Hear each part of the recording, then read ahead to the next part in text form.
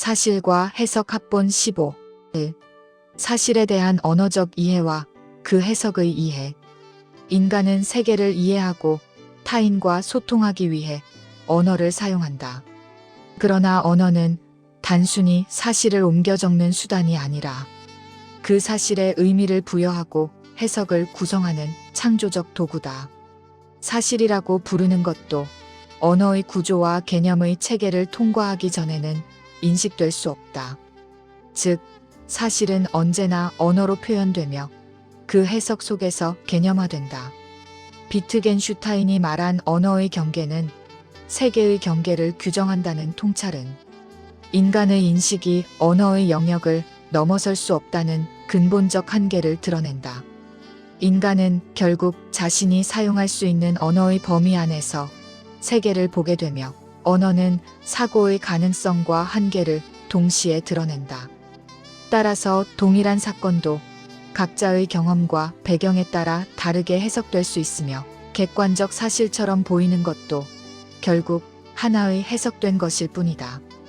해석이 사실을 왜곡하는 현상은 일상적으로 나타난다.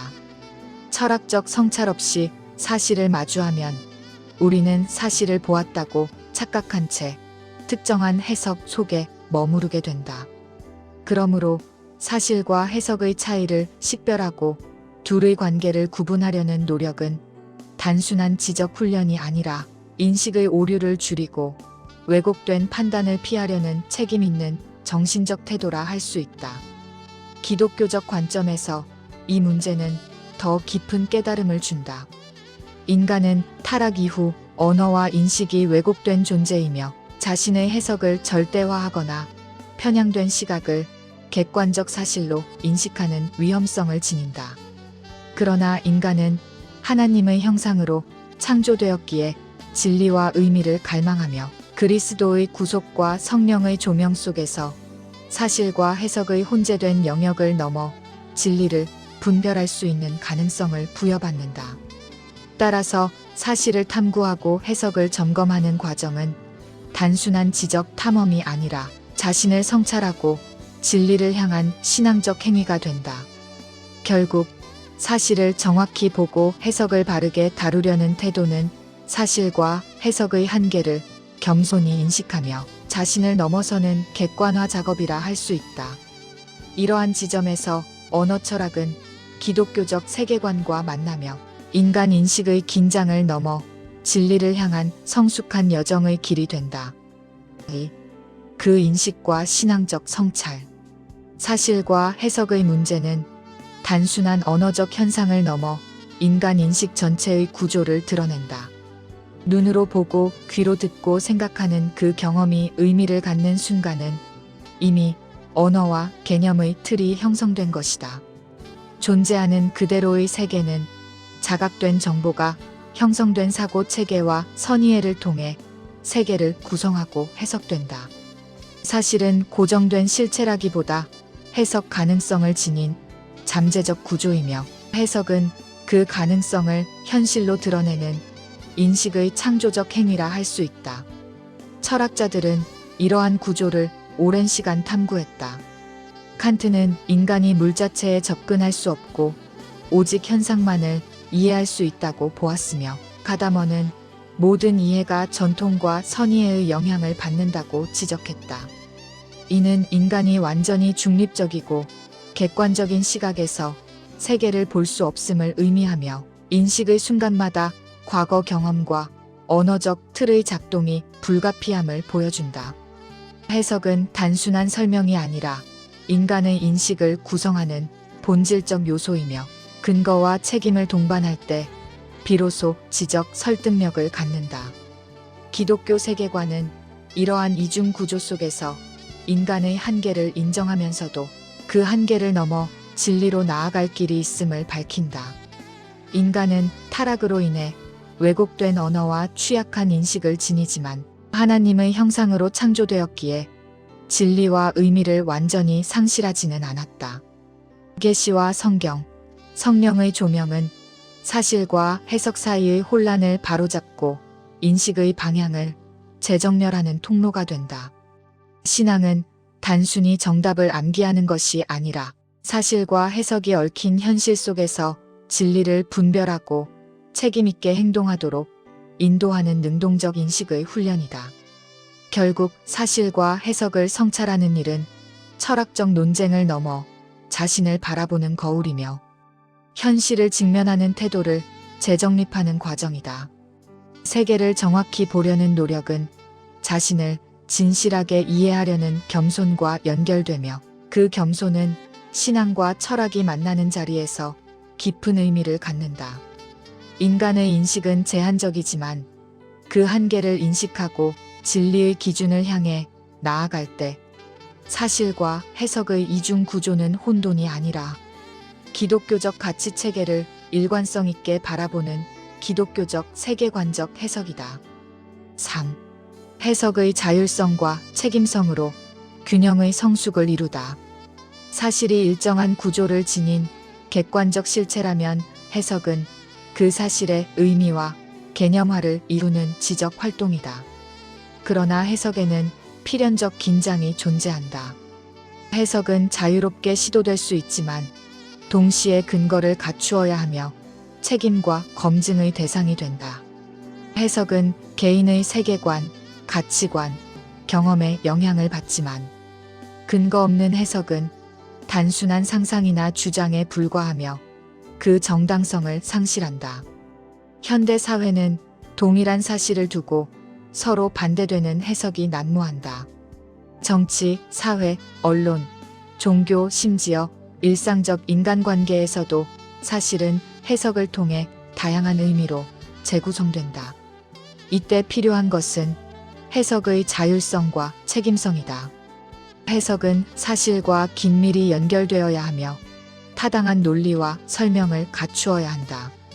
자기 확신만으로는 충분하지 않으며 해석은 언제든 수정될 수 있는 열린 태도를 요구한다. 새로운 정보와 더 정교한 분석 방법이 등장하면 기존 해석은 갱신되어야 하며 이를 통해 해석은 단순한 의견이 아니라 현실을 이해하는 지적 작업으로 자리 잡는다. 사실과 해석의 조화는 단순한 분석이 아니라 성숙한 인식 태도이다. 사실에만 몰두하면 인간은 차가운 관찰자에 머물고 해석만 강조하면 현실과 동떨어진 관념 속에 빠진다. 이런 긴장 속에서의 균형은 지식의 정확성뿐 아니라 삶의 안정성과 깊이와도 연결된다. 신앙, 철학, 과학, 윤리와 같은 영역에서는 이 균형이 더욱 중요하다. 신앙은 사실에 대한 해석이며 해석 속에서 의미를 발견하는 과정이다. 철학은 존재와 진리를 깊이 탐구하게 하고 과학은 사실을 검증 가능하도록 구조화한다. 이때 사실은 기반이 되고 해석은 의미를 부여한다. 이 두 요소가 조화를 이루어야 왜곡과 오류의 가능성을 최소화할 수 있다. 실제 삶에서도 이런 균형을 유지해야 한다. 사건을 마주할 때 감정보다는 사실을 확인하고 그 사실을 해석할 때는 명확한 통찰력을 갖춰야 한다. 이러한 태도가 자리 잡을 때 비로소 성숙한 태도가 된다. 사실과 해석의 균형은 단순한 지식 습득을 넘어 현실을 대하는 품격과 책임 있는 삶을 결정하는 근본적 삶의 방식이기 때문이다. 4. 언어와 인식의 한계를 넘어 기독교적 세계관의 지평을 열다. 현대 사회에서 우리가 마주하는 모든 정보와 사건은 사실과 해석이라는 긴장관계 위에서 존재한다. 사실은 그 자체로 객관성을 지닌 존재이자 변치 않는 질서 속에 놓인 근본적 현상이다. 그러나 인간은 이를 단순히 수용하는 존재가 아니다. 경험과 인식, 가치관과 선입견을 통해 끊임없이 해석하고 의미를 재발견하려 한다. 이런 면에서 사실은 언어로 개념화된다. 즉, 언어로 표현된 것은 사실을 객관적으로 서술하지 못하며 다만 사실을 공통화한 것에 불과하다. 따라서 사실을 언어로 표현한 해석은 부차적 과정이 아니라 인식의 본질적 기능이다.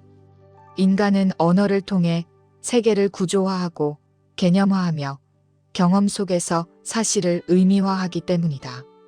현실적으로 언어 없이는 개념적 사유가 불가능하며 모든 인식은 언어적 매개를 거친다. 그럼에도 언어는 본질적으로 불완전하며 단어의 의미는 종종 모호해 의도치 않은 왜곡을 발생시킨다. 배경적 맥락이 개입될수록 의미는 더욱 복잡해지고 사실은 해석을 거치며 불확실한 형태로 전달될 수 있다. 기독교적 세계관에서 이 문제는 단순한 인식론적 한계를 넘어선다. 하나님은 말씀을 통해 사실과 의미를 일치시키는 현실 인식과 구원의 통로를 열어주셨다. 태초부터 계신 말씀이 육신이 되어 오심으로 언어와 존재의 불가분성을 보여주셨다. 성경은 변치 않는 진리와 절대적 사실의 기준을 제공하며 그리스도 안에서 참된 이해와 지혜를 가능하게 한다. 따라서 사실과 해석의 관계 성찰은 철학적 논의를 넘어 인간과 언어, 하나님의 진리 사이의 근본적 관계를 탐구하는 영적 여정이다. 우리는 사실과 해석의 주관성과 한계를 자각하며 인식의 불완전성과 언어의 한계를 인식해야 한다. 성령의 조명 아래 사실과 해석은 왜곡과 혼돈이 아니라 조화로운 지적 영적 탐구로 확장될 수 있다. 즉 하나님께서 창조하신 이 우주와 땅에서 존재하는 자신이 인지해야 할 객관적 사실과 영적 세계에 대한 분별력을 가능하게 하는 기독교적 세계관의 가치를 이해하는 것이다. 5. 언어의 본질과 인간 인식의 구조를 이해하다. 언어는 단순한 의사소통의 도구가 아니라 인간이 세계를 이해하고 구성하는 근본적 틀이다. 우리가 경험하는 모든 현실은 언어를 통해 명명되고 범주화되며 의미를 획득한다. 이때 언어는 사실을 담아내는 그릇이라기보다 인간 인식의 구조를 반영하는 사고의 매개체다. 즉 언어는 세계를 있는 그대로 보여주지 않고 인간의 경험과 판단을 통해 필터링된 세계를 제시한다. 이 지점에서 사실과 해석은 분리될 수 없는 관계를 이루며 언어 철학적 탐구는 인간 인식의 한계와 가능성을 동시에 드러낸다. 철학적으로 언어는 존재와 의미를 연결하는 다리다. 인간은 단어와 개념을 통해 사물을 인식하고 경험을 조직하며 진리를 탐구한다. 그러나 언어의 모호성과 주관성은 동일한 사실조차 서로 다른 방향으로 해석되게 한다. 결국 언어는 진리를 탐구하는 통로이면서도 그 진리를 가리는 장벽이 될 수도 있다. 비트겐슈타인의 말할 수 없는 것에 대해서는 침묵해야 한다는 경고는 언어의 한계를 넘어선 인식의 영역이 있음을 경고한다. 인간은 언어를 통해 세계를 표현하지만 동시에 언어의 한계 속에서 갇힐 수 있는 존재임을 자각해야 한다. 기독교 세계관은 이 문제를 보다 깊은 차원으로 이끈다. 인간의 타락은 언어와 사고의 구조에도 영향을 미쳤으며 사실과 의미의 간극을 확대시켰다. 인간은 진리를 온전히 파악하지 못한 채 때로는 욕망과 편견을 따라 사실을 재구성한다. 그러나 하나님은 말씀 로고스를 통해 언어의 한계를 넘어서는 객관적 의미와 질서를 제시하신다. 성경은 인간의 해석이 흔들릴 때에도 변치 않는 기준이 되며 언어와 인식의 왜곡을 넘어 진리로 향할 수 있는 길을 보여준다. 따라서 언어 철학적 탐구는 궁극적으로 인간 이해의 한계를 성찰하며 신앙의 지평에서 사실과 해석의 조화를 모색하는 작업이 된다. 우리는 언어의 불완전성을 겸허히 인정하되 성령의 조명 속에서 하나님의 말씀을 바르게 이해하고 적용하려는 책임을 져야 한다. 인간의 언어는 완전하지 않지만 로고스 안에서 사실과 해석은 참된 질서와 의미를 회복하는 지적 영적 여정으로 변화될 수 있다. 인천 송도역 뱃자마에서 이종화였습니다.